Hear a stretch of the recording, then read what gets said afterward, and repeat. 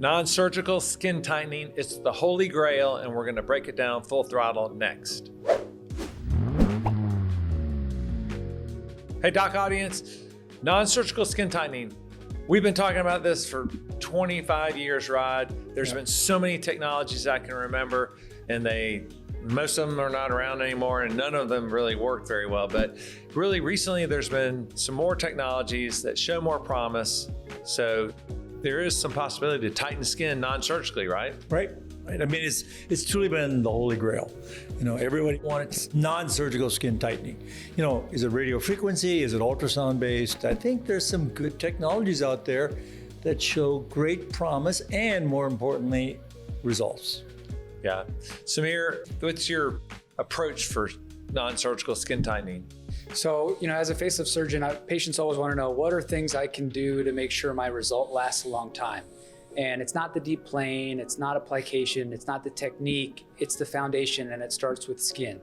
And so for skin tightening, non-surgical stuff, there's the basics. There's retinols, there's hydroquinone, there's vitamin C. But for me, one of the things that I've really liked has been soft wave, which is an ultrasound modality that contributes to dermal thickening. And so I think starting at sort of ground zero and having people work on that from the get-go can really set them up for success long-term. Ed, where are you on this subject? I think that Dr. Hamani had an excellent point, especially when we're talking about the face. It can't just be thought of in a surgical versus non-surgical manner. Skincare is so fundamental. So I think that's just very basic and very amazing for the face and all over the body.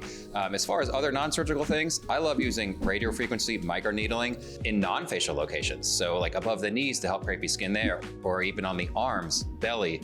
I would say my gold standard though is not non-surgical, but a minimally invasive skin tightening with subdermal radiofrequency heat application with an Apex device. Yeah, I mean, it's a big new world of technology now. Right. I think radiofrequency, ultrasound based, both are great. They both work, but it's not a substitute for surgery, as you know, for true skin tightening. But, we're on that pathway. I think we're still safe as plastic surgeons